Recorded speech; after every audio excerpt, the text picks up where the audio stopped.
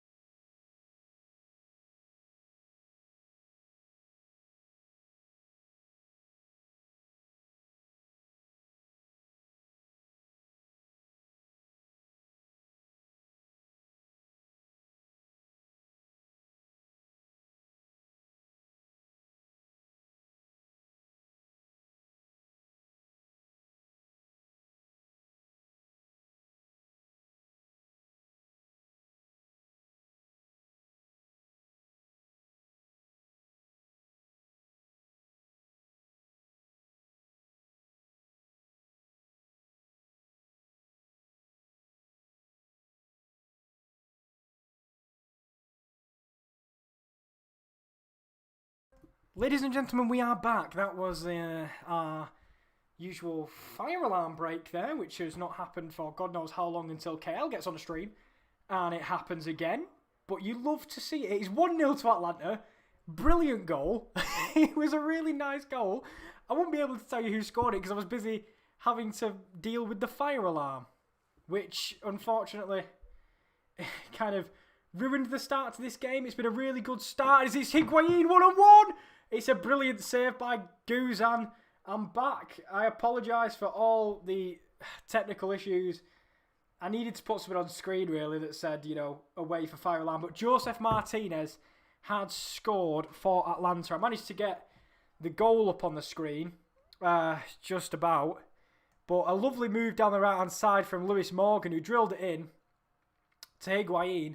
And it's a really good reactionary save by Brad Guzan. But I hope we're all back, and I hope we're all right, lads, in the chat.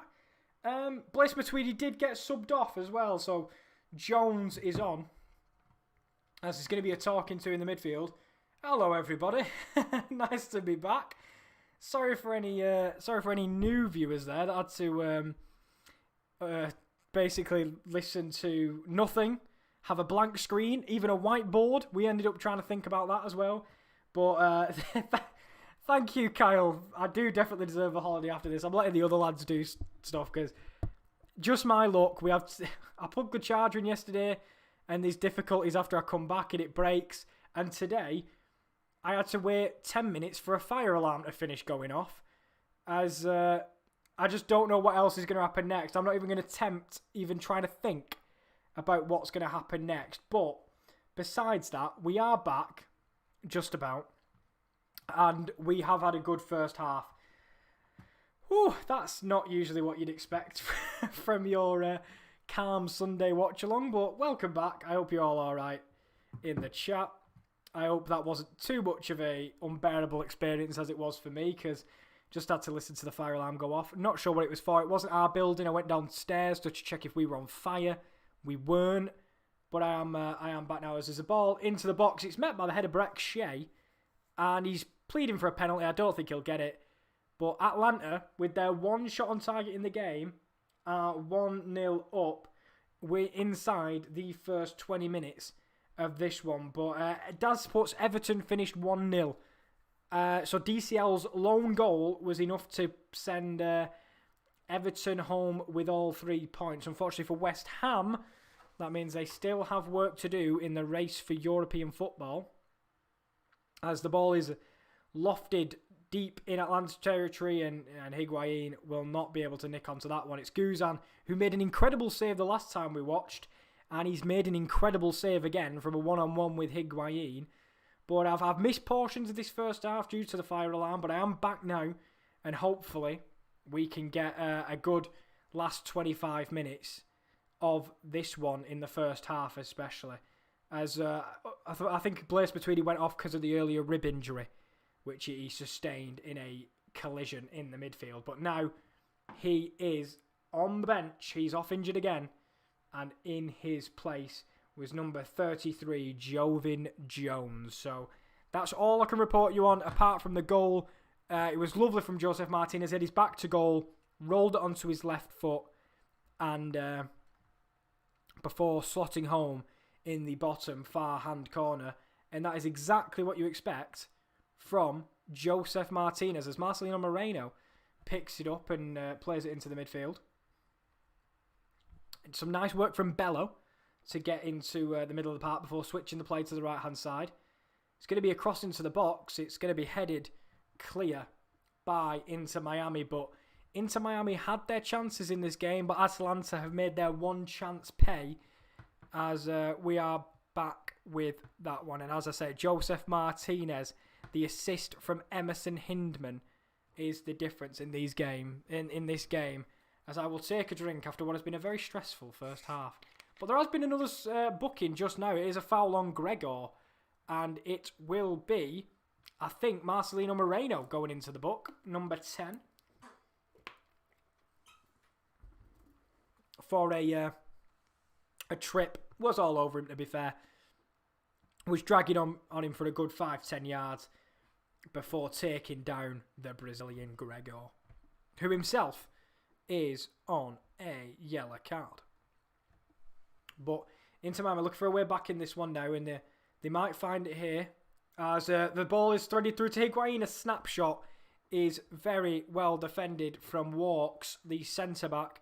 But brilliant play there by Inter Miami, the veteran striker, Higuain, making a nice run in behind, but Walks kept with him all the way and managed to get his foot across. But it was really nice work from Lewis Morgan to find the reverse pass to Higuain, but good coverage by Walks as it will be a goal kick. It did deflect back off Higuain before going out, so Anton Walks, really nice defensive work from him as the ball's on the left-hand side for Atlanta.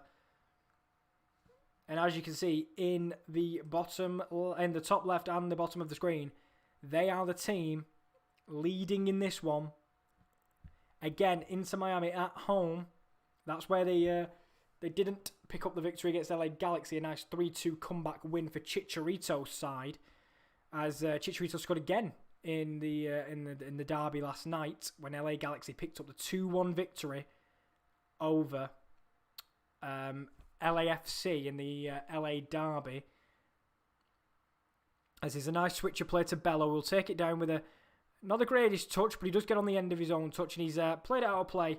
As I do see your comment in the chat, it's Daz, and hello Russ as well. Nice to see you, mate. I'll tell you who I support in just a moment's time.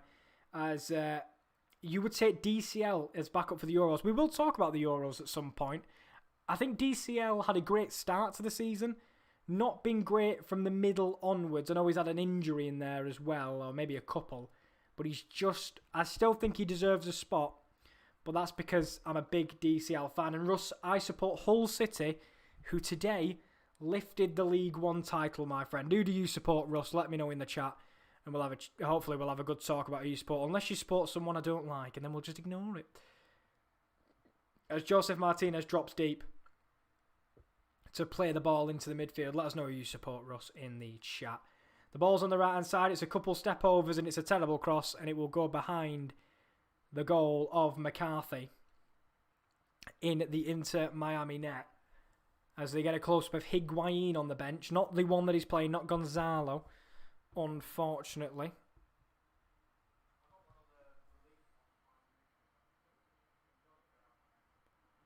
As Inter Miami are in the middle, it's Rodolfo Pizarro again. A man who likes to drop deep within the gaps between midfield and defence. He was very, very good the last time we watched him. Unfortunately, lacked a little bit of end product in the LA Galaxy game, but his intent was always there. As Breck Shea's on the overlap, and he'll break away, and it's into the middle for Higuain. He'll roll it to his left, and it's a poor strike, but the rebounds fell for Morgan, and it's a fantastic sliding tackle from Anton Walks, and Atlanta will get the foul, but another big chance for Inter Miami as the rebound fell to Lewis Morgan, and his strike towards goal was delightfully saved by a sliding defensive tackle. As Rush, you are a Leeds fan, so we will breeze over that and ignore it because that is a team I don't like. No, you must be happy with the way your team has played this season in the Premier League. As obviously you picked up the win yesterday. Yesterday, or was it 2 days ago? I think it was yesterday against Tottenham Hotspur 3-1. You must be happy with how your team's playing. Nice to see you, mate. And, you know, as much as I don't like Leeds, I can respect you while you're in the chat anyway. I might slag Leeds off behind your back, but it's fine. We'll ignore that. As Atlanta have the ball in the back four, or it looks like a back five at the moment, with Walks on one side, Miles Robinson as well. And then the man in the middle, I'm not sure if it's Lennon in the middle actually. But we'll have to see as the ball is played back to him. And the man in the middle is Sosa. So Sosa was lining up in the midfield. He's dropped into centre-back to make a back three with the wing-backs Bello and Lennon being allowed to move onwards and make their presence known upfield. As a lofted ball should be dealt with by Sosa with Rodolfo Pizarro on his back. Guzan is the man who chips it over the head of Pizarro, and it's really calm from Brad Guzan, who has genuinely been fantastic in the games we have watched him so far. as we tick towards the half an hour mark in this one. And I've got to admit, Inter Miami have had their fair whack of chances. However, they've been unable to put anything in the back of the net. But there was a big chance there as Miles Robinson showed a little bit too much of that to Gonzalo Higuain. And it almost got nipped away from him. But unfortunately for him, it did not. As Russell's point, I'm buzzing, mate. And it was yesterday against Spurs and we deserved the win. Could have had more goals than what we got. Yeah, Spurs are, fair to say, not having the end to the season or the whole season they would have liked. But Leeds, my only problem, and you let me know if you disagree, Russ, in the chat, you're ever so slightly inconsistent. But for your first year in the Premier League, I think you'll take a bit of inconsistency as long as you stay in the Premier League and with an outside shot of Europe. But Atlanta are breaking away. There's a man on the left. It's Marcelino Moreno. He drills it into the middle. And I've got to admit, I think that is absolutely poor. From, just trying to see who it was. It was Mulroney, I think. He tried to be too cute with his connection towards goal. Tried to kind of flick it with the left. And it was just a tame effort. And unfortunately, they missed the chance. But it's been drilled in to the edge of the box here. And it's Moreno who's dispossessed on the edge of the box. And again, Atlanta this time, the team coming forward and having the best of it. But now it will be Inter Miami. It's end-to-end stuff. But yeah, I think just a little bit inconsistent Leeds at the moment, but not to say they've not had a brilliant season, because they most definitely have. But I feel the small teams, you just sometimes struggle against these small teams, whereas the big teams, I feel, cater to your style of play a little bit more. Just a bit inconsistent, but as I say, first year in the Prem, you'll definitely take it. As Cal's put, do you think Hull can do well in the Championship? Define do well. I think for us, anywhere 10 to 16th, I'll take for a first season back in the Championship. I'm not expecting to go straight back up into the Premier League. I'd love to be back in the big time. It all depends on what Ehab and Assam Alam give to Grant McCann in the summer, who has well and truly turned this team around. But we were on the outside of the playoffs last season until that dip in form. But I do think we'll get around mid-table Championship-ish. So 10 to 16th, I think, as well, we'll finish, Kyle. What about you with Man United? Obviously, you're still in the title race this year, but what do you think for next season? And your transfer window, of course, because we're not too far off the transfer window. And you let me know as well, Russ, what your expectations are for next season, because hopefully you can push on, or maybe you get that Sheffield United second season syndrome. You never know. The Premier League is a wacky league with weird and mysterious ways. Let us know in the chat, as we are on 30 minutes now, and credit to Inter Miami and Atlanta. It's been an end-to-end scrap, this one, within the first 30 minutes, and it's been a very entertaining watch for what I watched of it before the fire alarm occurred. As Rodolfo Pizarro does well to nick it from Bello. Pizarro cuts inside, he's still got the ball, he rolls it through to Higuain. Bello does well to get back and intercept, and I think it would have been just behind the Argentinian striker, even if it would have made it through to him. But a good effort from Pizarro again, who has kind of had all the creativity you'd like, just not the final pass, as Lopez, number 16 for Atlanta, picks it up on the left-hand side. As Daz is back, nice to see you, mate. Unfortunately, no goals since you came back. And I tell you what, Daz, if you were playing yellow card bingo today, I think Gregor would have smashed it, having won with inside like the first 5 minutes of the game. I think he would have smashed yellow card bingo today. But as the ball's played back to Miles Robinson, and he will go back to the goalkeeper, Brad Guzan, who made an incredible save from Higuain earlier in the game. But for all of Inter Miami's chances, some last-ditch defending from Walks and Robinson with brilliant sliding challenges to make the blocks, and Guzan, they still are yet to find the back of the net. And, Higuain, he doesn't need too many chances, but he's not been able to put one of them away today, as Moreno cuts in field and he goes for the lovely switch to the right-hand side where he finds Lennon. Lennon will square up Breck Shea, roll it to the right, drill at goal, and a good save by McCarthy at the front post. And it'll go behind for a corner. But nice work from the wing-back Lennon, who finds himself in acres of space on the right. Breck Shea there, just late to get out to him in a couple of step-overs, and he was past the veteran before striking. Tried to go at the near post, but a good save by McCarthy. As they'll go short with the corner. And they'll go back towards the centre-back, and it'll be drilled in towards the back post. And there was a connection by Miles Robinson, the centre-back, who got on the end of it, but his header was well wide of the right-hand post. As Daz has got an idea, please tell me the idea, Daz. Please let me know what your idea is in the chat. But as Russ has put, we've not had a fully fit squad all season due to injuries. I know Rodrigo was out recently, Rafinha was out recently. Calvin Phillips has been in and out. As we're having a hydration break in this one. You said 12th at the start of this season, and I'm happy we're above that. Yeah, exactly. You've got to be happy with where you are. Still in with some contention for Europe, as we're just getting a look back at Martinez's goal, with his back to goal, just rolls it onto his left and finishes in the bottom corner. And it's a joyous scene for him as he returns from injury. Brad Guzan earlier in the game almost had one slip through his fingers and go into the back of the net, but moments later, making a brilliant save from Higuain. But as it's a hydration break, I will let you know what's coming up on the channel with the Watchalong advert, and then I will get back to the chat just during the hydration break. Let's have a look. It's Newcastle Jets v Central Coast Mariners on the 14th of May at 10:05 in the morning. That'll be with Rowan.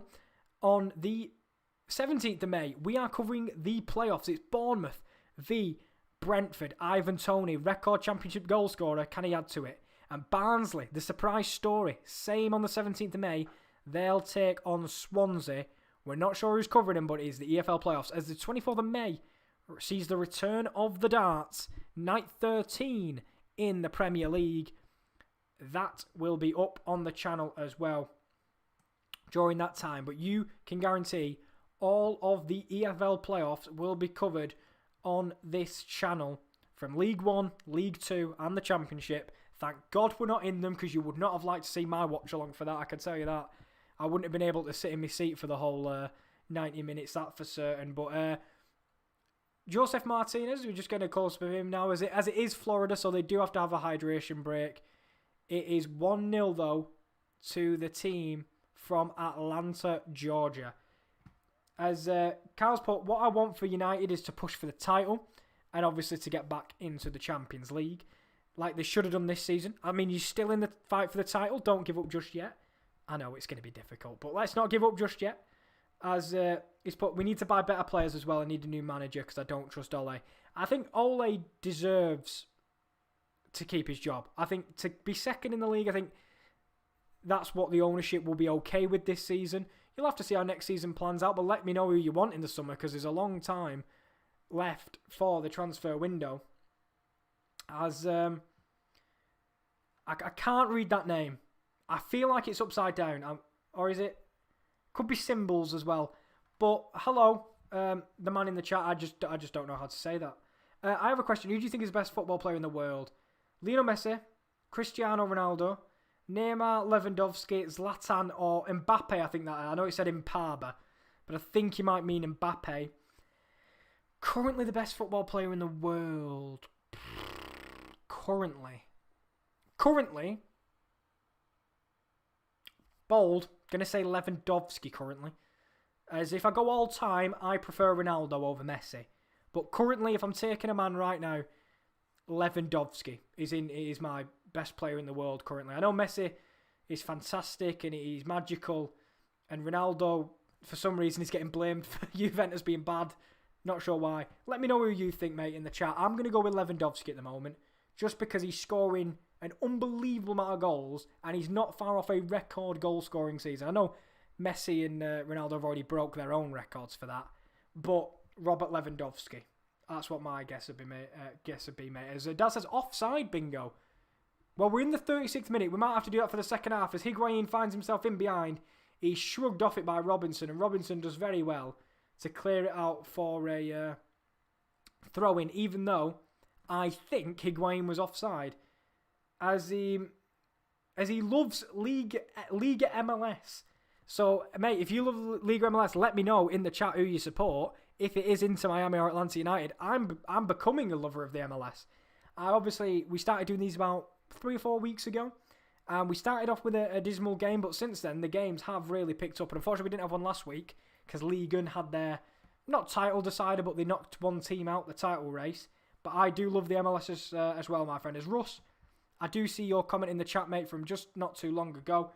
Next season, I reckon we'll push on from where we finished today and possibly get Europe if we miss out this year. Do you think you're missing out this year, though? With the way some of the teams are playing in and around you, you might be able to sneak your way into possibly the Conference League, maybe, which is a new tournament this year. Let me know in the chat if you think you can get into it this year. But if you don't, maybe you can push on and keep yourself regimented as a full-time Premier League team, which is what the goal is for any club. Even Hull, when we were up there, I was hoping we'd be in there a few more years, but we usually get one. The maximum we ever get is 2, but, that's the dream, is to stay in the Premier League for more than one season, as there's just under 10 minutes left of the half, and of course, we haven't had a goal since the fire alarm, as Shawcross has got his arms all over a man in the midfield, and he's given away a free kick. And obviously Ryan Shawcross, a man that most English fans will remember from his time at Stoke before coming across the pond to Miami to match up with Phil Neville, his manager. As it's a really bad mistake at the back, and now it's Marcelino Moreno. And I tell you what, that is a fantastic, fantastic recovery challenge on the edge of the box. That is absolutely brilliant, as it was a terrible giveaway from Gonzalo Pires in his own box, and Chapman with an unbelievable tackle to get there in front of Marcelino Moreno. Absolutely quality from Chapman in the midfield, just on the edge of his own box, called into action after a terrible mistake, and it seemed dead certain for a shot on target, but not with Chapman, who managed to slide in and get it. But they are coming forward again, and it's just, there was a lovely step over on the right, but unfortunately he's ran it out of play, and I think that's Mulroney who's ran that one out of play, unfortunately. But again, Inter Miami being very wasteful on the ball, as it's played back to McCarthy, and he'll switch it to the right hand side. Nice bit of build-up actually from Inter Miami, but they've been giving it away far too often in and around their own area, which is allowing Atlanta one pass and they'll probably be through on net. But unfortunately, only the one goal for Atlanta, and unfortunately for Inter Miami, it looks like another game in their home stadium, which is getting away from them as of now. As Ken P puts, since when? Oh, we were replying to the man in the chat, sorry. I heard that in the other years, the MLS League has become very, very popular in the United States. More popular than ice hockey, and some even say baseball. I mean, I don't think it's more popular than baseball. Maybe ice hockey in America. If you ice hockey in Canada, then it's a completely different story. But I don't think it'll be more popular than baseball. Baseball is very popular in America. I think that's Ken replying to the man in the chat. But I do like that the MLS is increasing in popularity, and it used to be a league where some veteran players go. You've still got that in Hernandez and Higuain, but they're also creating their own stars. Jozef Martinez, who with time in Europe, has really come into his own since moving to America. Miguel Almiron was also at Atlanta. He's moved over to the Premier League. Also, Alphonso Davies coming over from Vancouver Whitecaps, and you've got the other Americans making their name in Europe, like Tyler Adams, Weston McKennie, amongst others. But yeah, I do think it'll be growing in popularity. I don't think it'll grow as high as baseball, though, mate. Maybe ice hockey. I'm not sure. Ken will have to let me know, as Ken puts no way. Let me know about ice hockey, though, because I know ice hockey is very popular in Canada, as it's chipped to the edge of the box, and Jozef Martinez went for a scissor kick. It was a very low one, close to the ground, but his scissor kick goes wide. As hello, Ken, as well. I didn't even say hello to you, mate. I saw you reply in the chat, but I never said hello. I hope you are well, my friend. As it's good to see you, Ken. Good to see you. As we're closing in, on half time in this game, which, to be fair, as Ken puts, more popular, yes, but don't compare to those others. Yeah, I think I agree with you. I don't think you can compare the MLS with the likes of the MLB, the NBA, the NFL. Besides that, though, maybe that is where it ends with the top three. I would say is the NBA, the NFL, and the MLB. You'll have to let me know how that goes in the chat. As Ken P says, I'm a native Californian, but ice hockey is super hockey in USA. So it is quite popular then in the USA. I know I was going to say, because I know you have, I think there's been a few teams. I know, I think Minnesota has an ice hockey team. I'm pretty confident. I know someone in my family supports the Oilers, I think, is the team they support. As Higuain manages to nip in front and slide away, but Bello will bring it. And there will be a counter on for Atlanta. But slowed down a little bit, and it looks like the offside trap's been played well. It is through to Lopez, though, who tries to drill it across. And now the offside flag looks like it's going to go up. And it will be a goal kick. I was going to say that the linesman took a long time to raise his flag there. I think you've got to let the play develop and unfold before you call offside. But for me, that is a poor rule, if I'm being 100% honest. I hate the fact that we have to see all the thing play out before we decide whether it was offside or not. If you're 100% confident, I think just get the flag up, to be honest with you. But I understand the reasoning with the whole VAR and stuff like that. As Chris is in the building. Hello, Chris, mate. I hope you're well. As he's asked me, hi, mate. I hope you're well. I'm very well, mate. Saw Hull City lift the title. I am happy as Larry. How are you, my friend? As Liverpool picked up that big 2-0 win last night over Southampton. As Ken puts, compare the MLS to golf and bowling. It's not as boring as golf. I can't watch golf. I genuinely can't. I can't compare it to golf, even though it's not my sport and not my country. But no, if you like golf, I understand what you mean. As Higuain looks to break through, and it's again intercepted very well by Sosa. As it'll be Atlanta's turn to come forward, try and double their lead before half-time, as it's Lopez on the left. Some nice interlink play with I think it was actually Robinson making his... No, not Robinson. It was Moreno making his way from the wing. As he's good, he's full from a Sunday roast. You bloody love a Sunday roast. Everyone loves a Sunday roast. If you're not right if you don't have a Sunday roast. There's nice bit of chicken or turkey or whatever you like. Red meat if you prefer.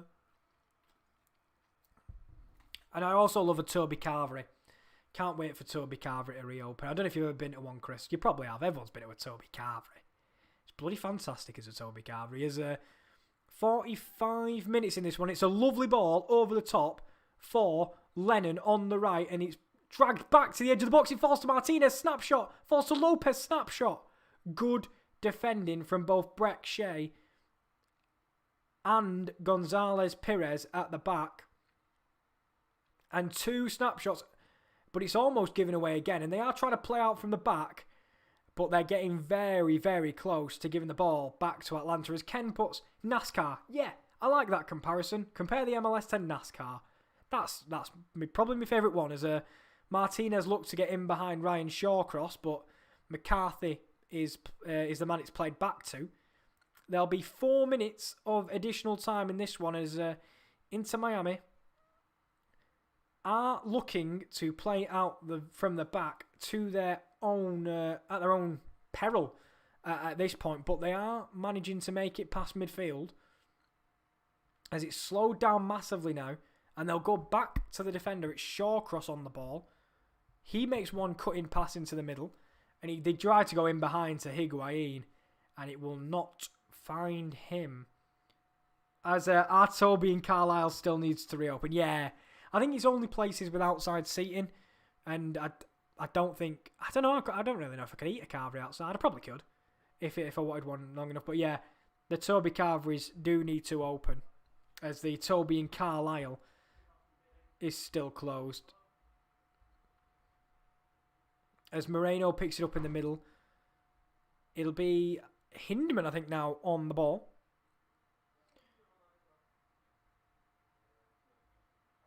And the ball is on the right with Lennon. We'll just see if they'll play it out of play. And there's now only 2 minutes left in this added time portion now. And it'll be Inter Miami that will look to get forward as Higuain chips a lovely ball through, and it's great defending by Moreno, who's found himself back at the left-back position, as Bello, the out-and-out left-back, has managed to shrug the ball off Lewis Morgan, and it was Lopez, actually, not Moreno. Back to play now is Inter Miami. Some nice footwork on the outside. Will he take aim? He will, and it'll go past the post on the right-hand side, and that will not trouble Brad Guzan as Gregor shrugged off Hindman in the midfield, drove towards the edge of the box, went to aim for the bottom left-hand corner from the right-hand side of the net, and it just went past the post, unfortunately, for the Brazilian midfielder.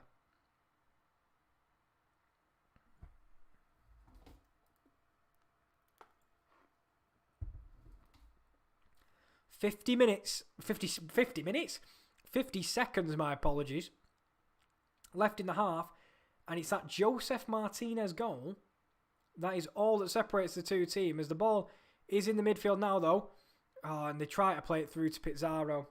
They won't manage to get it there, but Pizarro does very well to hassle and win the ball back. It's Lewis Morgan on the right-hand side who squares up Bello, goes to cross the ball, and it'll be defended well by Bello. Ball out on the edge with Gregor. Rolls it through to Pizarro. He'll look to cross. It'll be a corner. And Inter Miami will end the half with one cross into the box from the corner. I will get to your comments in just a minute. We'll do it at halftime after I've played the old Watchalong advert. Because you've got to play the Watchalong advert. Come on, boys. We know it now. And I need to stop watching Miami when they're at home because they have the water breaks.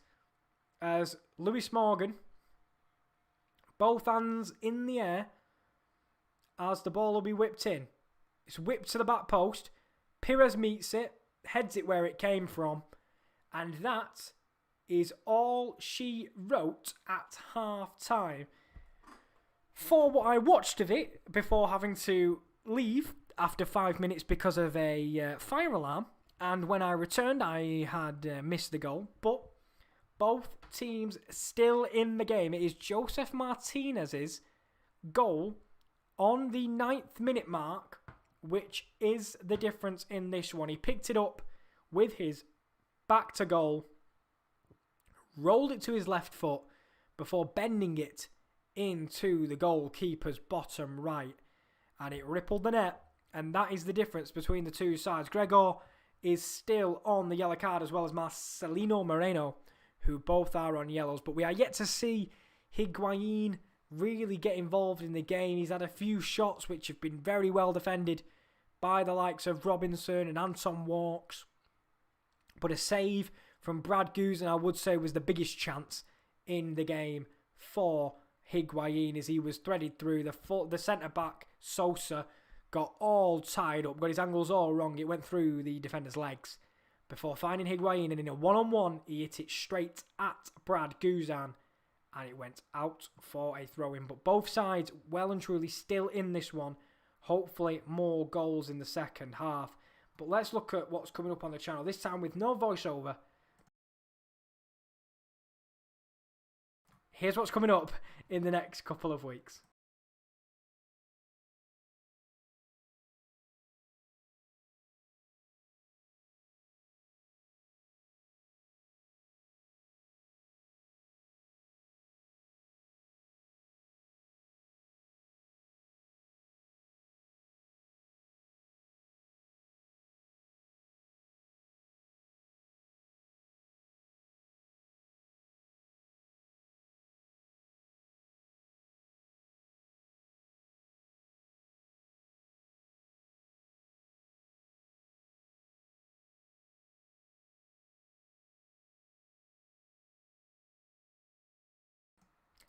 As I said earlier, all the EFL watch-alongs will be covered on the channel at some point during the next coming weeks. They will be EFL Championship, EFL League 1 and EFL League 2.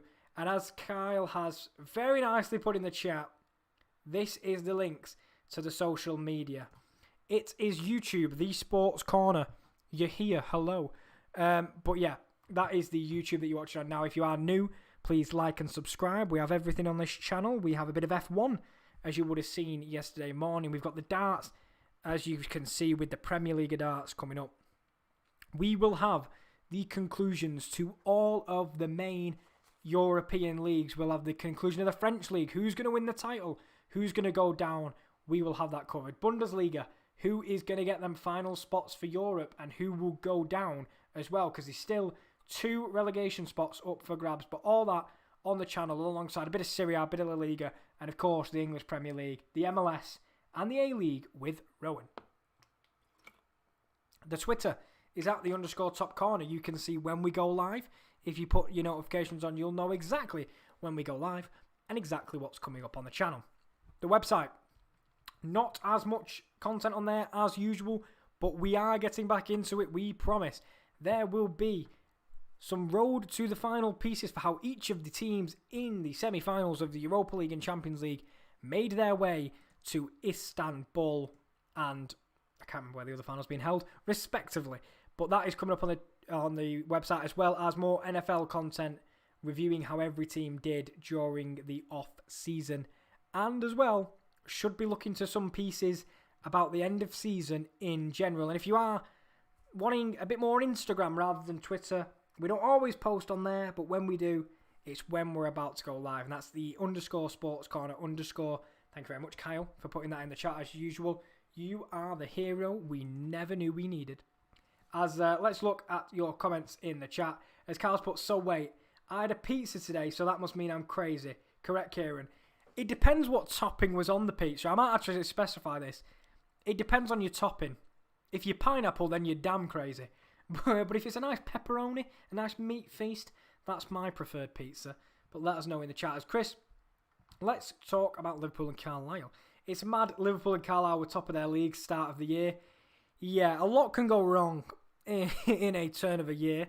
But yeah, it is mad at some point. As Chris has put, the Carlisle manager made the Carlisle squad watch Cheltenham, Cambridge and Bolton all celebrate promotion yesterday.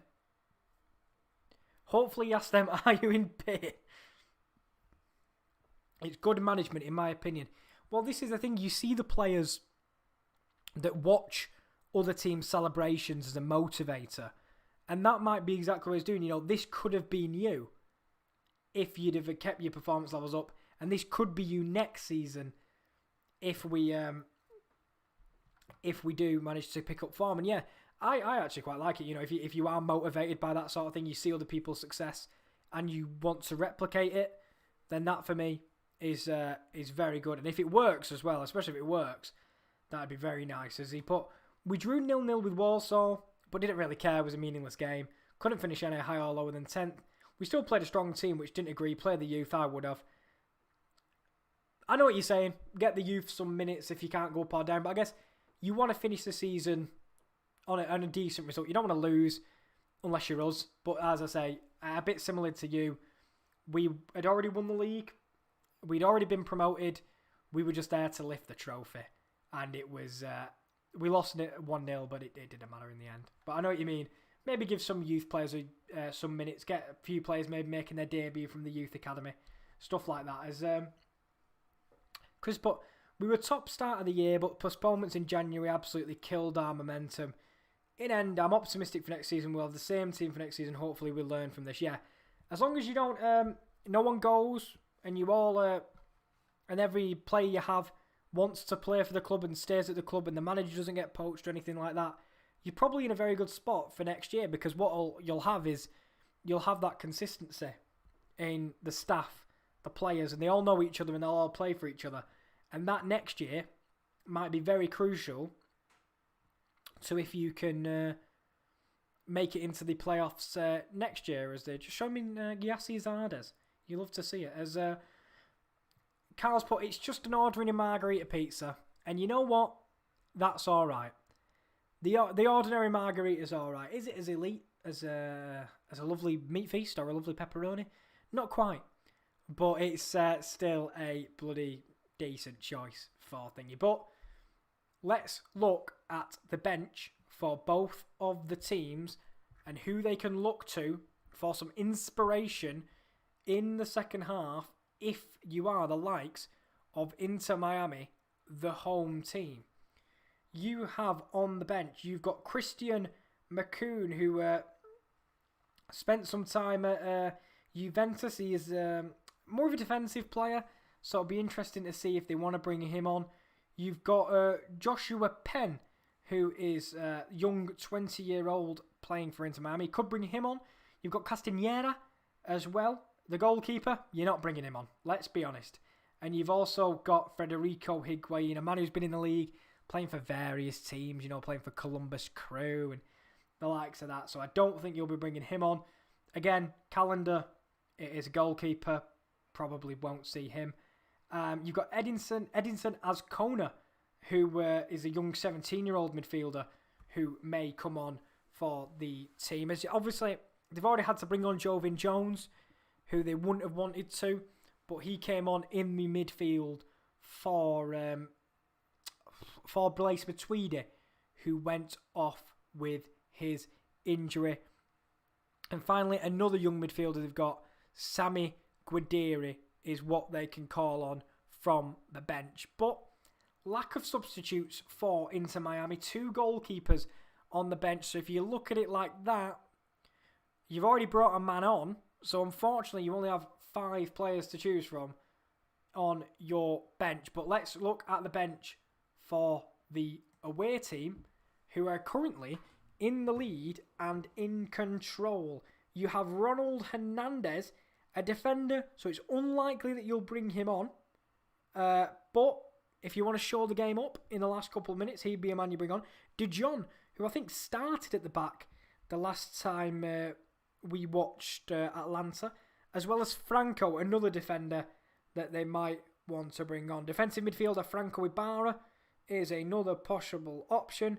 The goalkeeper Lundgaard again, hopefully you don't have to bring him on at any point because you don't want your goalkeeper getting injured and you don't want to have to bring on a goalkeeper. You have Eric Torres, who is a striker. Did used to play in the Liga Bancoma MX with Guadalajara. Did Eric Torres, 28-year-old El Cubo. You've also got George Campbell, again, is a centre-back. So again, unless you've seen out the game, but at least they've got enough defensive substitutions, that's all I'm saying, with De Jong, Franco, Hernandez and Campbell as well. You've got Mikey Ambrose, who is another defender. And finally, you have Jackson Conway, who is a forward. So if they can keep the 1-0 lead late into the game, they might be able to bring on some of them defenders to help them shore up their lead. But we should only be about 5-10 minutes away from thingy. But here we go. I'll look through Chris's and Carl's comments in the chat. Sorry guys if you think I was ignoring you. I was just going through the teams and who they could bring on in the second half. As let me come and have a look what he said in the chat. I think Carlisle's problem is a lack of a proven goal scorer. And you know what? In that instance, I've got to admit, I do agree with you. Because if we look at the League 2 table and the League 2 top scorers as well, I mean, the perfect example is the Championship, right? Because Brentford are so good, they've got a brilliant team, it's not just Ivan Toney. But when you've got a striker who scores 31 goals, it helps you massively. You know, you look at Paul Mullin, Cambridge United striker, Cambridge are second. You've got Bolton, Owen Doyle, Bolton are third. You've got Tranmere 7th, James Vaughan. They finished 7th, they're in the playoffs. Exeter, Matt Jay is a little bit off that, and Conor McElhenney and Danny Johnson and Ian Henderson all finished outside the playoffs apart from Oldham and Leyton Orient, who kind of slipped down the table a little bit. But as you say, it proves how important having a goal scorer is in your team. And if you get one, you know, if you get a man similarly to the likes of Paul Mullin, who's got 32 league goals, you're pretty much guaranteed to be in and around the shout. I think you've got to keep him out at the other end, but still, even with that, keeping him out at one end, if you can score them at the other, you'd love to have that in your team. And I completely agree. A proven goal scorer is a hot commodity to have, or multiple season goal scorers, as our front three was this season. As Casper, did you hear that the Champions League final venue could be in doubt in Turkey due to COVID? I think, but UEFA are determined to host it there. Villa came out and said it could be hosted at Villa Park, but UEFA said no. I agree. It should be moved to England, because in this sort of situation that we have now, it's a one-off thing. Look, for 1 year, I think you just move it when it's an all-English final as well. Maybe not the Villarreal one. I'm not sure what they'll do with that. But for the all-English final, it just makes sense to have it in England. I know they've got merchandise and they've got whatever else, all of promotion and whatever. But I think just because of COVID, it makes sense to bring the final to England. I know it's not as easy as we probably make it sound. There'd have to be a lot of logistics to worry about. But to me, it seems the obvious thing to bring it to England. So I completely agree with you, Kyle, mate. Villa Park is an interesting one. I'll be honest, if I thought somewhere would host it, I thought Wembley would be the one. But no, Villa Park's an interesting one. It'd be quite nice. As Chris has put, one of our midfielders was our top scorer. It's nice, but the forward should be scoring. Yeah, if you had a forward scoring as well as a midfielder scoring, then you're in for a winner, really. And also, if you have a great man who could assist as well from the midfield. As Callum Guy is staying, he's top of League 2 assists. There you go. And our other midfielder, John Mellish, who's our top scorer, is staying too. We already got players tied down for next season. Add a striker, maybe a bit of bolstering at the back as well, and you'll be all good to go. As Chris puts, I'm targeting a top 7 finish for Carlisle next season. That's my target. We still progressed this season from last season. Last season 18th, this season 10th. And by that margin, you improve by 8, which means next season you'll finish 2nd. There you go. As Carl puts, you're alright, Kale, no rush. Oh, thank you very much. As you can get the comments at your own. But yeah, I just don't want to feel like I'm ignoring you at all. Like, I know sometimes you can get a bit restless if you put a comment in the chat. I'm not you guys. Don't worry about you guys. You're not the ones. But like, I know I've been in chats before where the guy doesn't answer the question and then the guy will then be like leaving because you didn't answer his question. So I never want to not answer your comments in the chat no matter what it is. Unless it's one of them people that puts a name, which I did see someone try and get Josh the other day. Josh smartly avoided it. Credit to him.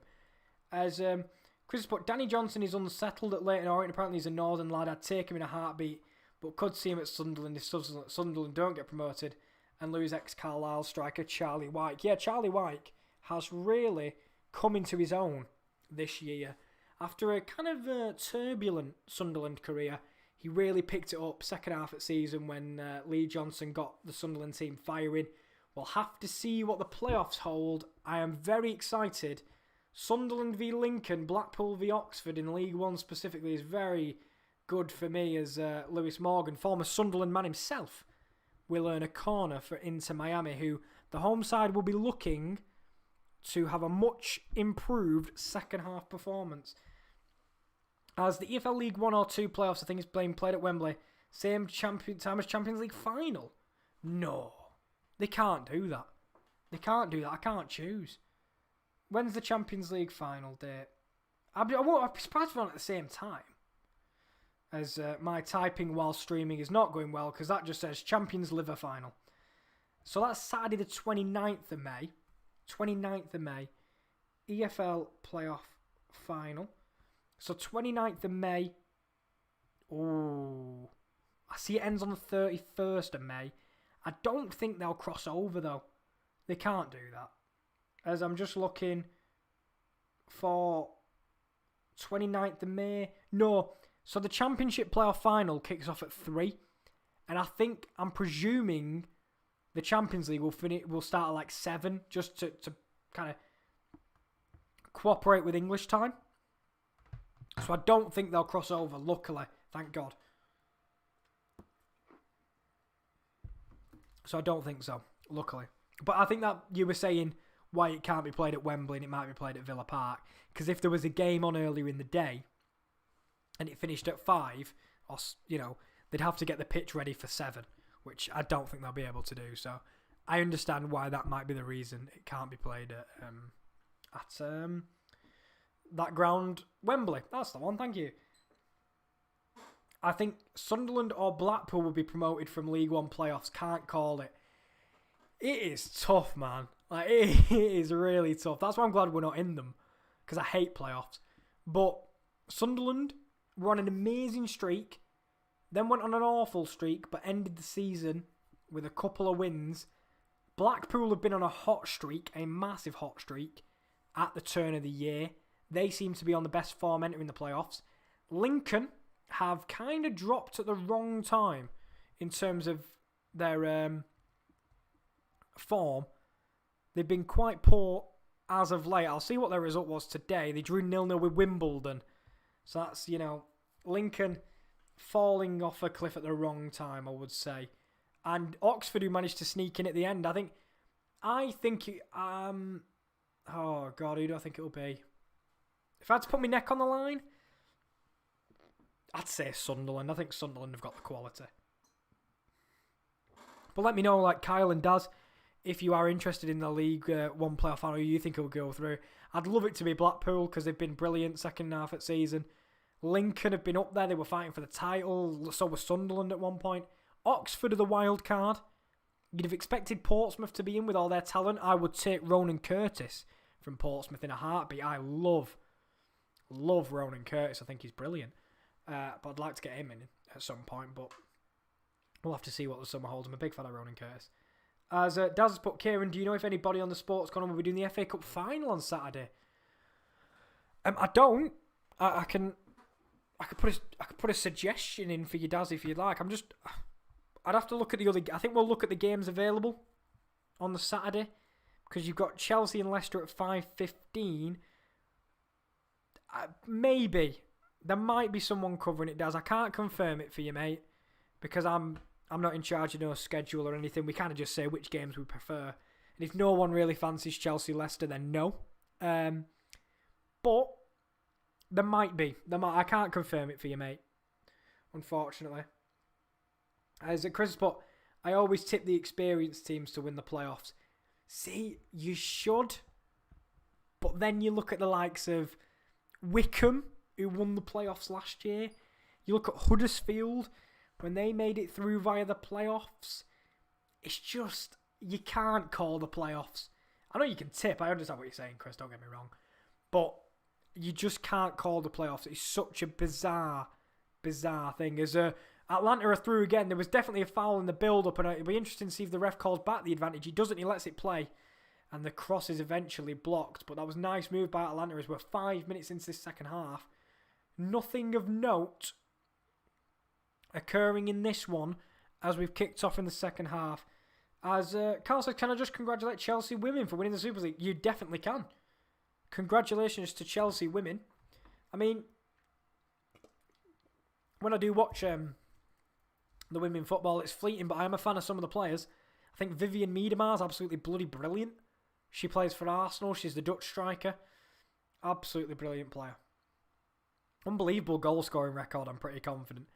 As Chris has put his predictions for the playoffs, which I'll get to in a minute, as Moreno has turned his man in the middle. It's over on the right-hand side with Mulroney, who did look like he got a foul there, but he's done well to keep on his feet. And it's a foul just on the edge of the 18-yard box in a fantastic position as Mulroney earns the foul off Breck Shea, the fair to say veteran, as he skipped past Gonzalo Perez.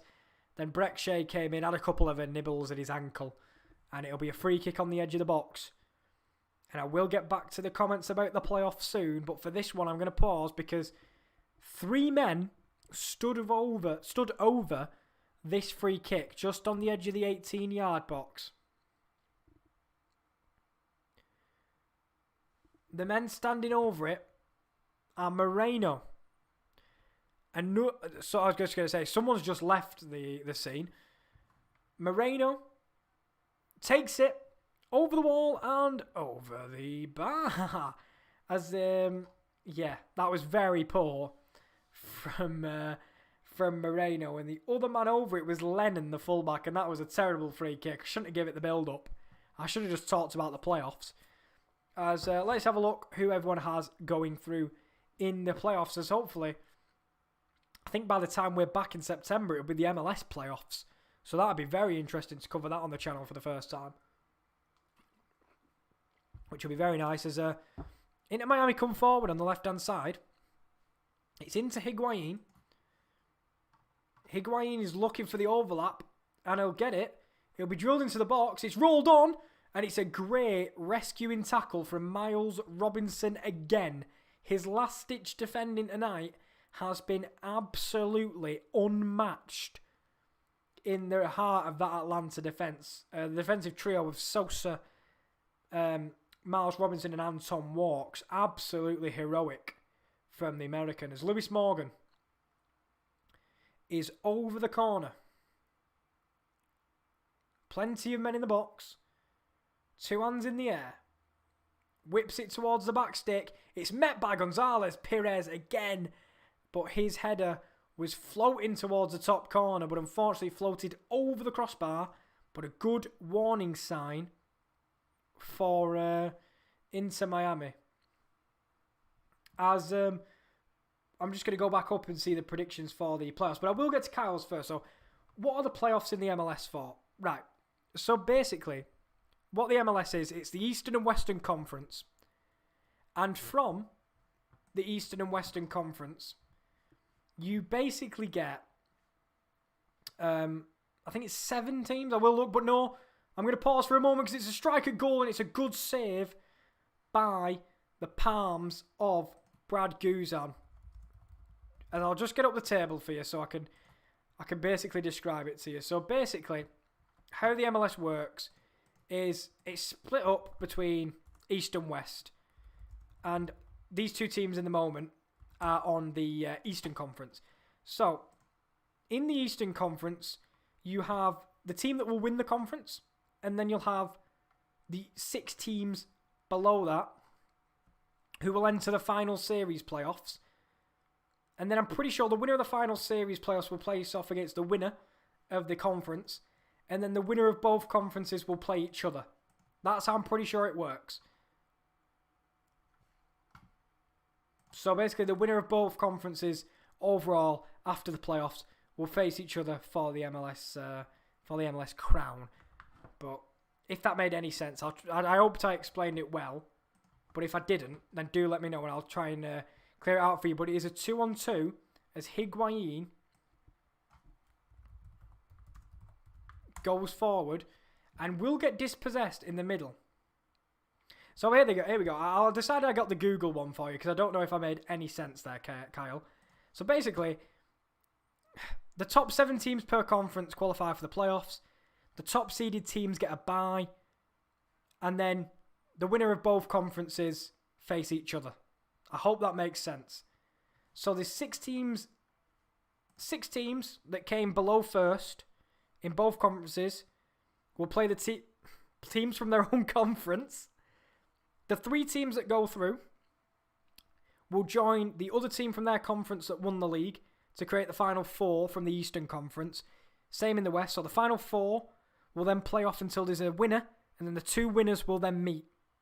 Kyle, if you fell asleep, I apologise. That was the longest time I've tried to explain something.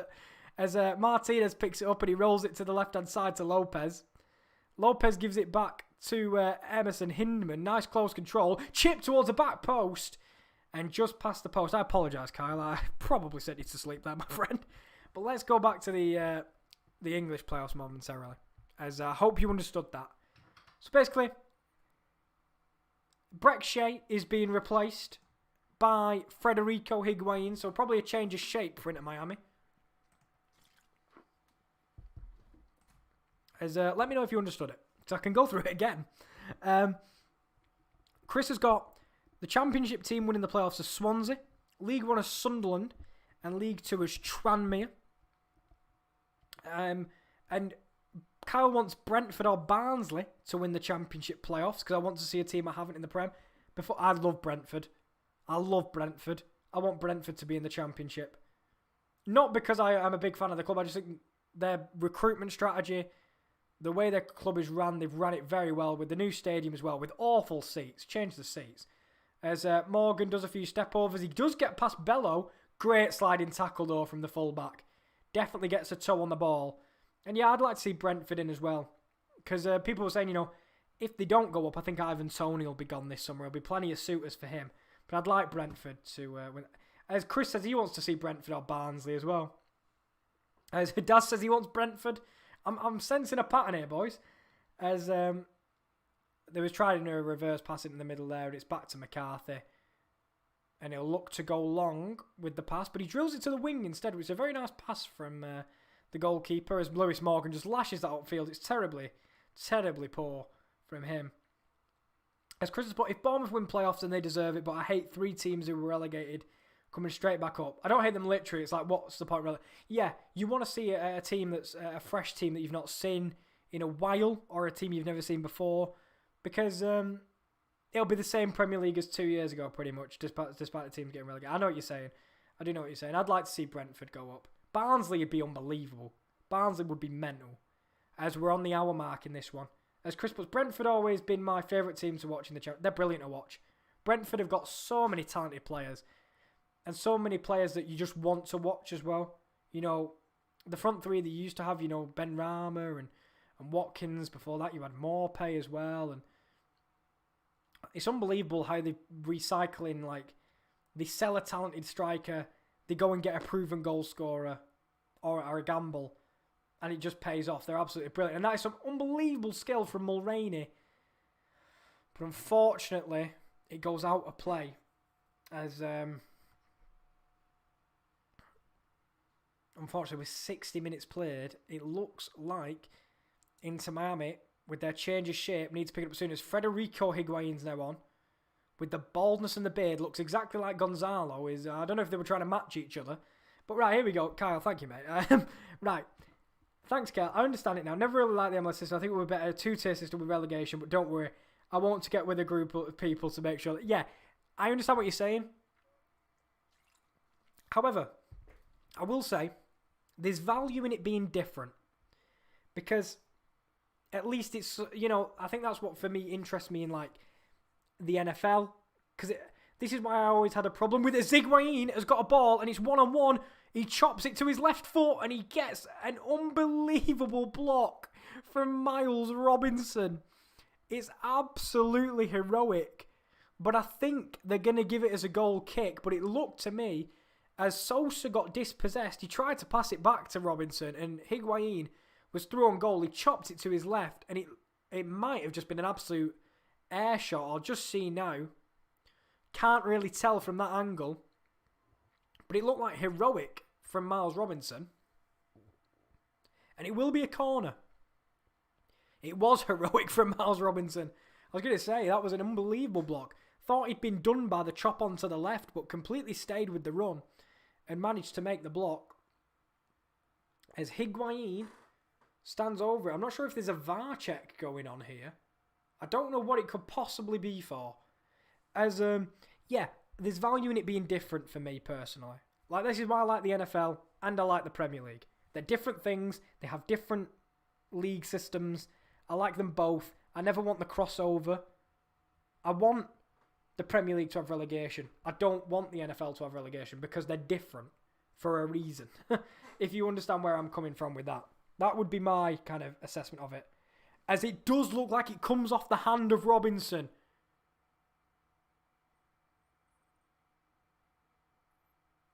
VAR checks it though. And it's not going to overturn it.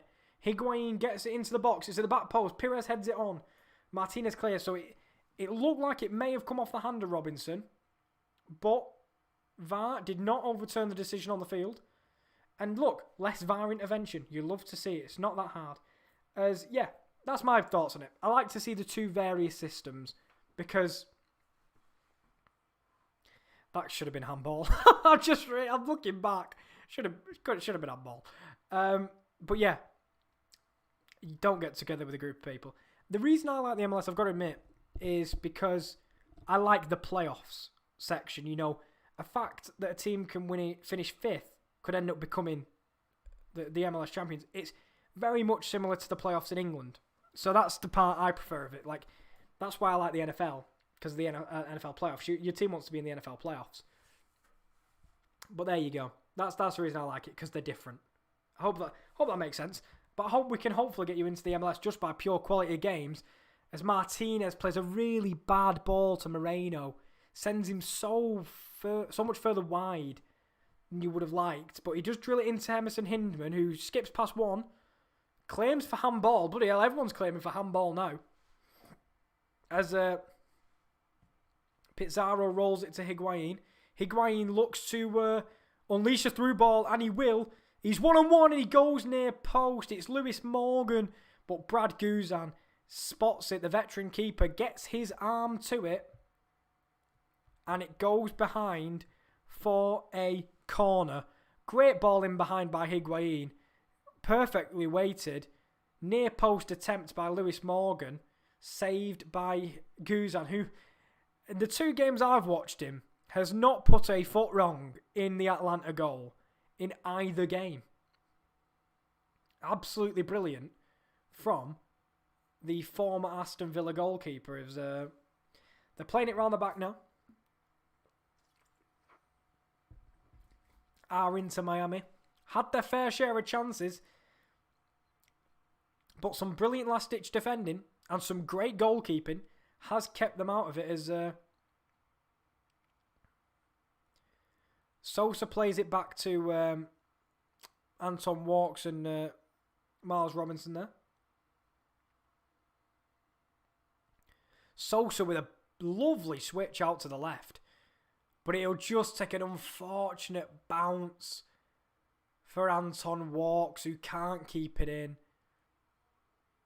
And it'll go over his head. But, sorry, Carla, we'll get to you there, mate. So, does the NFL have the same system like the MLS by having an Eastern and Western Conference? Right. Yes and no. So, the NFL has the NFC and the AFC. In each... In both respective divisions, I'll call them. But they're not divisions. It's so difficult. So, NFC and AFC. Here. In each one, you have 4 divisions. You have the NFC West, the NFC East, the NFC North, and the NFC South. Same with the AFC.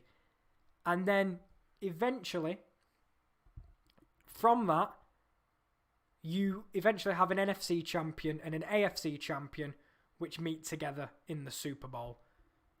If that makes sense. There's a lot of intricate bits in the middle, in terms of who has the best records and stuff, but I'll leave it at the basics because it is really difficult. But NFC and AFC, 4 divisions per. The overall winner of the NFC faces the overall winner of the AFC in the Super Bowl. That's how I'll dice it down. There's playoffs though. There is playoffs very similar to the MLS. The MLS is a little bit different. Like there was only they've changed it now into there's an extra playoff spot for each team in the NFL. Because there used to only be like 6 and now there's 7. And what used to be two top people get a first round bye. Now it's only 1 person gets first round bye. But that's all for another bloody stream. There's a free kick for Atlanta over the wall and past the post. And I thought with the way McCarthy looked beat, I think he might have had it covered. But Lennon this time took the free kick after Moreno took the last one. It was crap. So he decided to take this one as Ibarra will be coming onto the field. It'll be interesting to see who he takes the place of. He'll be taking the place of Eric Lopez. And on comes Franco Ibarra as they're looking back at that Higuain chance which was checked by VAR. And I'm all for one where it shouldn't get in, like it shouldn't intervene. But for me, that's a penalty, which I know when they have VAR and it intervenes, we don't like it. And now VAR hasn't got involved and I don't like it. You can never win. But to me, that looks like a penalty. His arm's outstretched. It changes the direction of the ball. And unfortunately, for Inter Miami, they did not get the rub of the green, but they are counter-attacking. And Higuain will free Pizarro. He's in a foot race with Lennon, and Lennon wins it. He does very well, does the wing-back. And now it'll be Guzan with no real pressure on him to get the ball clear. But it'll be met by Higuain in the midfield, who has added a little bit something different in that midfield. His passing has really broke with the lines of that Atlanta defence and put them on notice with 20 minutes to go in this game. But yeah, hope you understood that, Kyle, mate. It's a very complicated system. I mean, it takes you a while to really get to know it. And don't even get me started on positions and stuff. We'll be all over it if we start talking about positions. It takes... I think I've been watching it for over a year now and I still don't understand everything. There's some fouls, like, I don't understand. It's mad. As Carl's put, thanks Kieran for being my Google search engine. Really appreciate it. I mean, you would have got a better answer from Google, but Google doesn't have personality, and that's where I'll do. It doesn't have your visual representation of tears, which is what I do. So there you go. I hope there's I hope that was good enough for you, mate. As I appreciate being your Google search engine, just less detailed and probably less informative as well. That's all right though. As Chris is sat here with a sticky toffee pudding ice cream, a roast dinner, and a sticky toffee pudding. Oh my God! Oh, help me! A sticky toffee pudding ice cream. Thank you very much. As Inter Miami come forward, it's Lewis Morgan on the right. Is giving it to Higuain, who's waiting for the overlapping run. He won't get it. Morgan goes infield to Higuain. Higuain back to goal, onto his right, bends it, hits the stanchion behind the goal. And I think it might be a corner for Inter Miami, as Rowan is suggesting let's have another fire alarm to give us another goal. If you go and whack it, it's outside your room, just to give it a hit. And we can go on mute and without a camera and we might see another goal. But in general, genuinely not a bad game. Not a bad game at all. It's been end-to-end. Has it been the best game I've ever watched? No. Has it been the worst? Nothing will top Arsenal-Villarreal. As the ball is at the back post, Gonzalo Pires was lent into there. He's been a threat from set pieces as the Argentinian, but he hasn't really had his day in front of goal. And now it's Atlanta's turn. There is a 3-on-2, and that is a terrible tackle from Gonzalo Pires, and he picks up a yellow card. And it's unsurprising because that was a poor tackle to stop the counter-attack. And the captain of Inter Miami has now been booked. And Gabriel Heinz, the manager of Atlanta, I mean, I love that it's Heinz v Phil Neville as well. Former Manchester United fullbacks, both getting involved. As definitely a foul by Gonzalo Pires, that one. No complaints as he picks up the yellow card. As Chris has put, he needs dessert. Yeah, you do. Sometimes you just need dessert, don't you? You've had a roast, you're full up, but still there might be some space for dessert.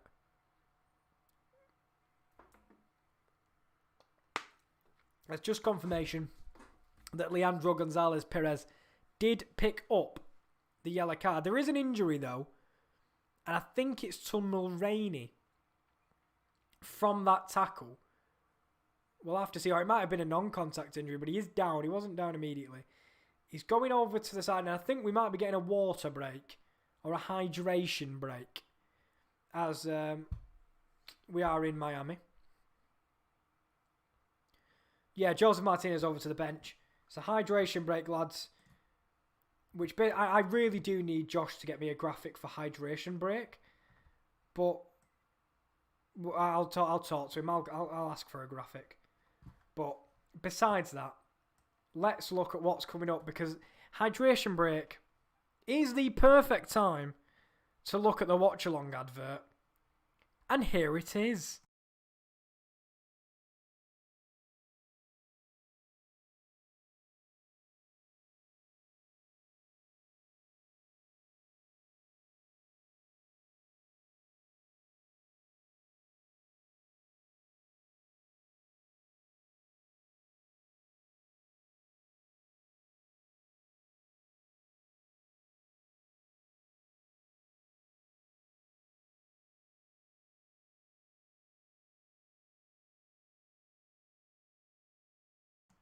There you go. Unfortunately, it's not the end of the hydration break yet, so we might have time to put another one in there if I can squeeze it in. But no, I don't think I will. As the camera is closing in on Jozef Martinez, who has got on the score sheet today and has been out with a long time for injury. So the moment he scored, went straight over to the physios and gave him a hug. It's been a long time coming for the man, but he is back on the score sheet, and there will be a substitution, and I'm just trying to see. It'll be Mulroney, the man who unfortunately picked up an injury, and I think he's being replaced by De Jong, the centre-back, and by the looks of it, he will be. And there's another change as well, and this time it will be Jozef Martinez, the man who gave Atlanta the lead in the game, will be replaced by Eric Torres, and he's back amongst the goals. He will be so important to Atlanta if they're to be successful this season.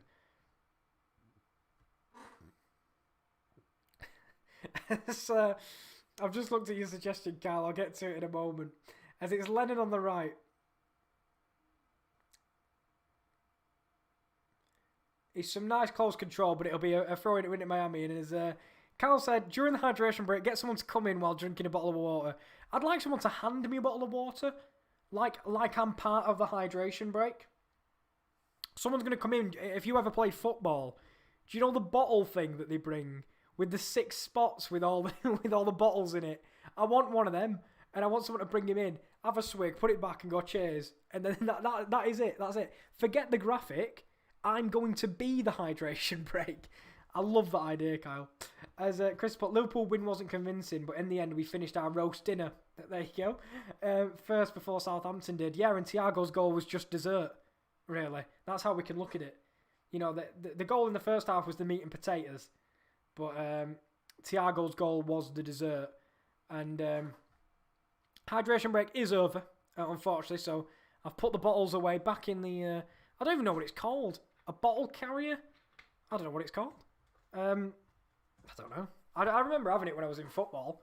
And you always have to... I always used to write... Well, I guess before COVID, you didn't have to write your name on your bottle, obviously. You didn't care. You just had whatever bottle were there. But I think now we'll have to put our names on our bottles and stuff.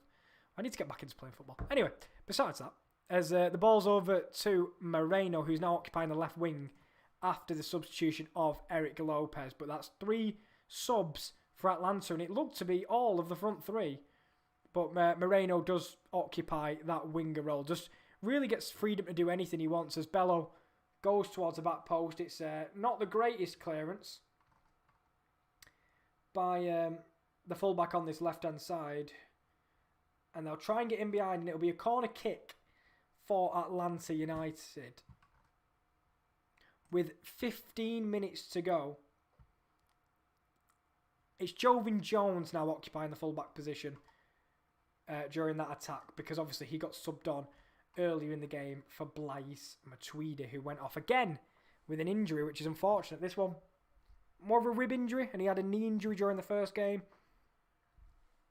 Be interesting to see what happens with him and the whole breaking the rules to sign him sort of thing. As Atlanta's corner will be whipped in. It'll clear absolutely everyone. Bella will strike it. And I tell you what, it was nowhere bloody near, but there would have been limbs if it did go in. As bellows it over the top of the crossbar. And in at Miami again, we'll try and build from the back. And Higuain will pick up the knock-on from Pizarro. He's not as quick as he used to be. He tries to go early for his namesake. But he can't reach Gonzalo Higuain in the middle. As it's going to be a free kick to Atlanta. And this is what it means. As there's going to be another substitution. No, it's Joevin Jones, sorry. Stood on the throwing thing. As he puts Ben Davies may as well be as Madam Tussauds. Chris, which Ben Davies? Because it's I don't know if you're talking about the one at Liverpool or you're talking about the one at Tottenham. Because to be fair, the one at Tottenham may as well be a statue as well. Because he's absolutely rubbish. But it's a lovely move inside by Lewis Morgan, who strikes to the near post. And Miami are back in the game. And it's 1-1. And it's a bit of brilliance from Lewis Morgan, I think. Who picked the ball up on the right-hand side. Cut in field onto his left foot before striking into the near post. And that defence of Atlanta, who has been heroic with some of the blocks they've made tonight, has finally been breached by the former Sunderland man, Lewis Morgan. The ball was played to him on the right-hand side. He squared up Bello. A great overlapping run by Higuain. He ignored it. He drove into the box on his left-hand side. And he drilled it into the near post with his left foot. And the Scotsman makes it 1-1. And Inter Miami look like they're in the driving seat at home now. And a big celebration from the team from Miami. And this now, with 13 minutes to go, which team will take on the mantle? Because we've seen before, Inter Miami, when they were having that first game at home against LA Galaxy, lost their lead late. And we will have to see if they can hold on here to a point, or they can go one better and breach that defence again. As the ball is attempted to go long for Atlanta, and now Inter Miami's tails up as Lewis Morgan, the goal scorer, gives it to Higuain, who's been instrumental since he came on. It was his overlap that dragged Sosa out of that centre-back position and allowed Lewis Morgan to drive in on the right-hand side with his left foot and finish near post absolutely brilliantly. And he's talking about the Ben Davies at Liverpool, but you say the same for the Tottenham one. At least the Tottenham one has bloody played. Yes, but that doesn't mean he's a good defender. But he has played, of course. As you've got Kabak playing at the moment with Fabinho or whoever you're filling at centre-half anymore. As it's going to be a foul, and Atlanta will get their foot on the ball with 10 minutes to go. As he's put, Navigator needs to retire. His body can't handle playing football, so give him an acting role in casualty or be sitter. He suits it perfectly. I know he's always injured, but I don't think that's his fault. We've seen a lot of players make like that.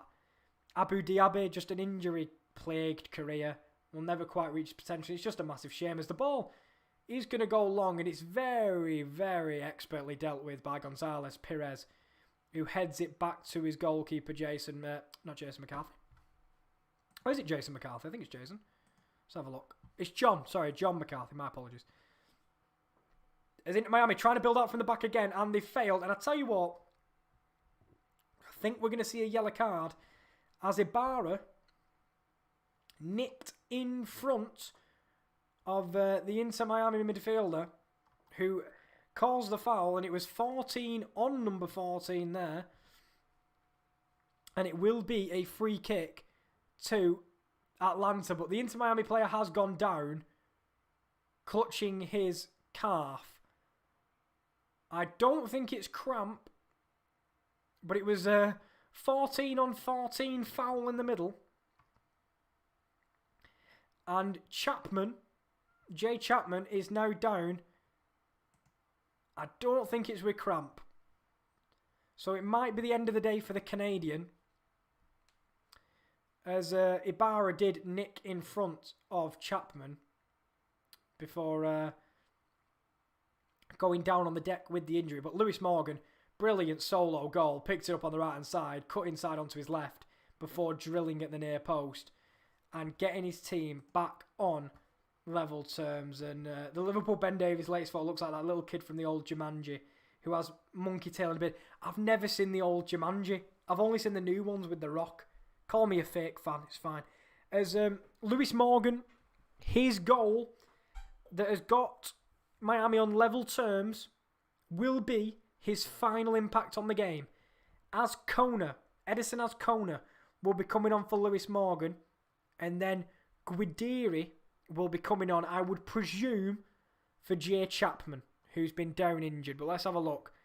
Lewis Morgan off for Edison Azcona, and Sammy Guidiri on for Jay Chapman, who has had to go off after his yellow card. Picked up an injury whilst making the foul. To be fair, it was his fault the ball was given away. But Lennon now stands over the free kick for Atlanta.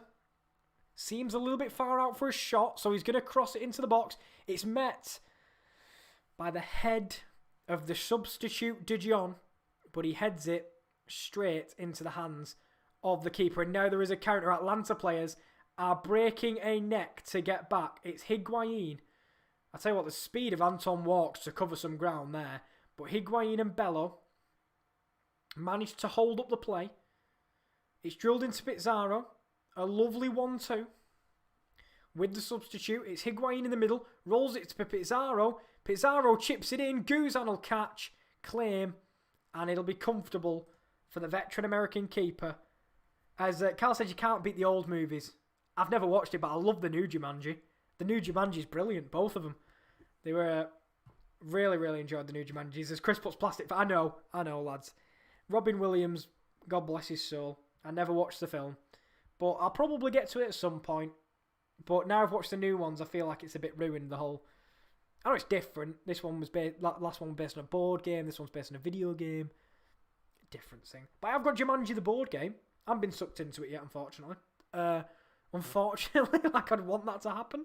Not been sucked into it just yet. But Gonzalo Perez has been fouled.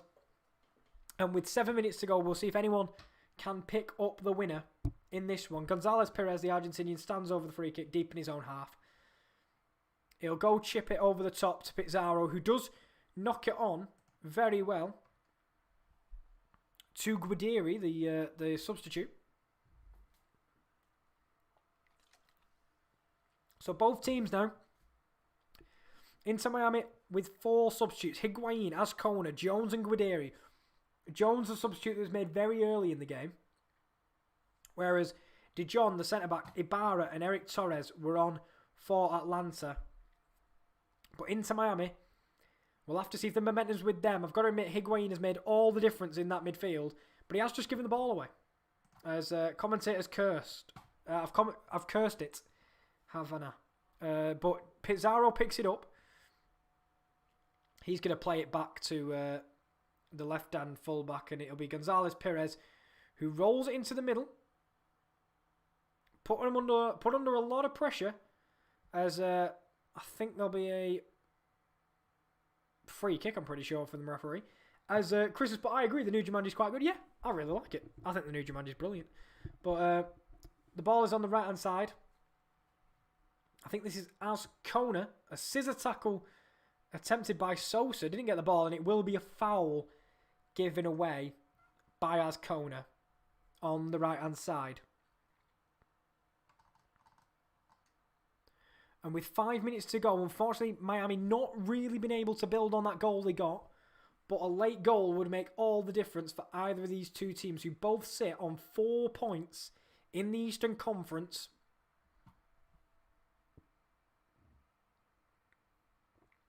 Each team has had one of every single result this season. A 1-1-1 record. And where will that 2 be going? As the cross is cleared by Gonzalo Perez, it's back out to Lennon. He's on the overlap. He's going to reach it as well. It'll be played back into De Jong. It's just behind him, unfortunately. And if Lennon gets that pass right, and Pizarro, industrious as always, back in his own half defending. Now it's Higuain. He's dispossessed by Sosa. Atlanta will pick up the ball. Higuain on the floor. Up in arms about that decision, but I've got to admit it was a good tackle, it looked like to me. Sosa rolls it to his left-hand side, Moreno. Drive towards goal, and Lennon's on the overlap again.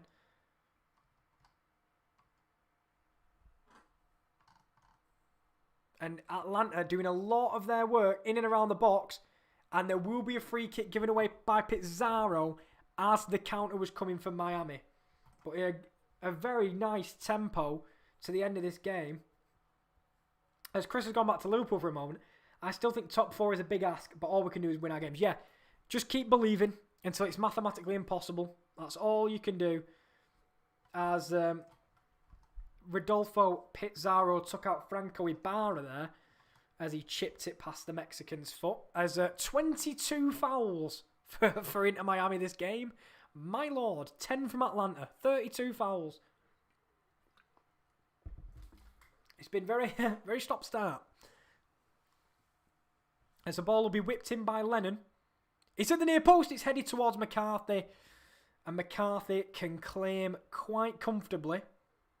The ball is a long one over the top for Pizarro to chest, and he does. And I've got to admit, the man must have the lung capacity the size of the state of Georgia itself.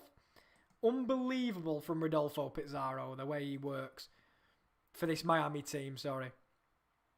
As De Jong goes to get it clear. It's not the most convincing clearance, and it'll be a throw-in to Inter Miami. 3 minutes left for one of these teams to take all 3 points. As Higuain chests it down, he does try to do a lovely back heel to his namesake again. But unfortunately, it's not able to get away with it. The ball is now in the midfield. It's a bit niggly in that midfield, but it will be recovered, by Inter Miami. But yeah, lots of tit for tat in the middle there. Not much quality. As the ball is out on the right-hand side again. Couple of step-overs from Azcona. And he is dispossessed, but they do still have the ball. And they'll go back to the centre-backs. As Chris has put his top 4, he's gone City, Manchester United, Chelsea. That's the top 3 sealed. Yeah, I think I'd agree with you. It's that final spot. Who could it be? I tell you what, Leicester, they could. I mean, West Ham are obviously not bottling it, but Higuain, I tell you what, went to the ball first. It was a really bad touch from Higuain, but there did seem to be a bit of contact behind him. He didn't go down, which I was surprised at, because I thought if he went down, he might have earned a foul. But I think, yeah, Leicester's still in the driving seat, but we know what they've got a tendency to bottle top 4. And it's going to be a foul for Inter Miami, and it's another foul in this game. We must be breaking records here, man. I think that takes it to 33. 33 fouls on the game. And Daz, if you were still in here, mate, take out yellow card bingo. Replace it with foul bingo. And if you'd have said 35, you'd have been probably close to what it's going to be in a minute and a half time. We'll see how much is added on as the ball goes long, and it's headed clear quite easily by Atlanta. It's De Jong. He goes long, and the original clearance is blocked, but Lennon now did manage to recover, and it will be an Inter Miami. You'll never guess. Free kick, I think. It'll be a free kick. Of course it will be. Yeah, it will be as well. It'll be an Atlanta free kick, sorry. Could you believe it? As that makes it a 35? I don't know. As they go long, and it'll be another foul. Brilliant. Love this. I love this. Can we not have a stoppage? As it's also a yellow card, as well as Gonzalo Perez is on the deck. Carl says, imagine if Leicester blew top 4 again. Could happen and be very comedic. I feel bad for them. I love Leicester. I think they're great. If Leicester don't make top 4, then I will have sympathy, but won't at the same time. Yeah, I'll feel bad because it happens to them. But again, they should have won their games.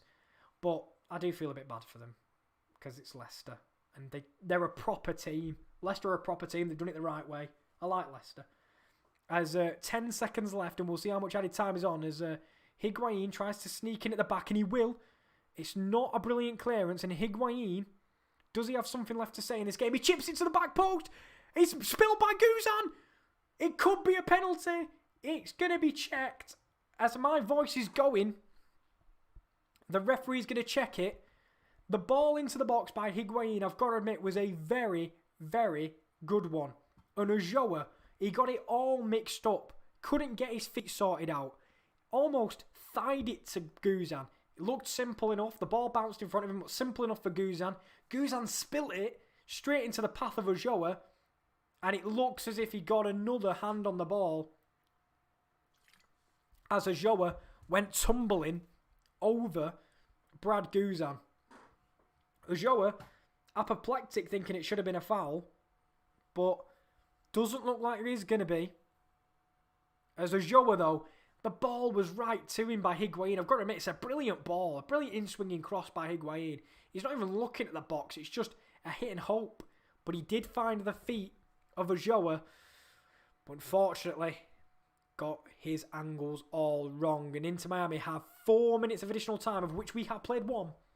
And they will have a free kick. A chance to whip it into the box. As I wonder if Rodgers will stay at Leicester if they don't make top 4. I wonder who wants him, mate, apart from Leicester. Maybe Arsenal, but you don't know, because would he go to another Premier League team? You don't know. As Higuain stands over the corner, the free kick, sorry. On the left-hand side, in the middle of Atlanta's half, with 2 minutes to go, Higuain will whip the ball in. Federico, not Gonzalo. And it's towards the back post. There's a man that's gone down, arms flailing. It's Gonzalo Perez again, who's all over the deck. He had his arms in the air before he was falling, to be honest with you. Let's see. He's going to play on, yeah. Gonzalo Perez has gone down unbelievably easy there.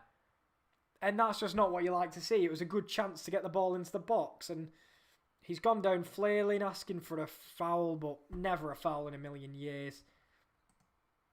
As we are ticking in to the final minute, and it looks more and more likely that both teams will pick up a point, but there's a free kick in literally the exact same area as the last one. You could copy and paste it. And it will be Higuain again over the free kick. Now we've got a minute to go. A chance to get the ball in the box for Inter Miami. Shaw cross, I can see him at the back post. You can see Higuain making a nuisance in the middle.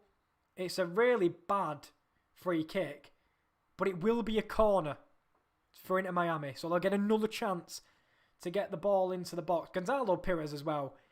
I'm surprised he's not talked his way into a booking. He's fuming, and he's saying every time that he's being harassed, basically, in the box. But let's have a look as Higuain, 40 seconds to go, whips it in, and it doesn't even beat the first man. And Atlanta will look to break, but they can't. Higuain's there. It's a crunching sliding tackle, as it will be a foul and a yellow card, and this is probably going to be how the game's going to end. How poetic it ends with a foul, because that's always how it ends. And this game has just been full of fouls at this point. But in a game between two sides that I've got to admit have been fairly even, I think a point seems a fair result. I think Atlanta will probably be the happier of the two sides. They've dominated possession of Atlanta, but in terms of clear-cut opportunities, they've not had many. Whereas Miami have had the more clear-cut opportunities, not been as clinical, and Atlanta have defended well. But we're 15 seconds over time, and it looks like both these teams will stay next to each other once more. They will go 1 win, 2 draws, 1 loss for either team. And there we go. It is 1-1 is how this game will finish. A good game overall. End-to-end stuff as it usually is in the MLS. No heroics from either team. A goal from Jozef Martinez, which is good to see after his injury. Rolls it onto his left foot and bends it into the bottom right. And then Lewis Morgan, the Scotsman, cuts in from the right-hand side onto his left foot, drills it at the near post and rescues a point for Inter Miami. Both on 5 points now. Not the start to the season both teams would have envisioned. 1 defeat per team, though, is not the worst position to be in. But before I go, let's have a look at what's coming up on the channel. It is the A-League Watchalong. It's Newcastle Jets vs Central Coast Mariners on the 14th of May with Rowan.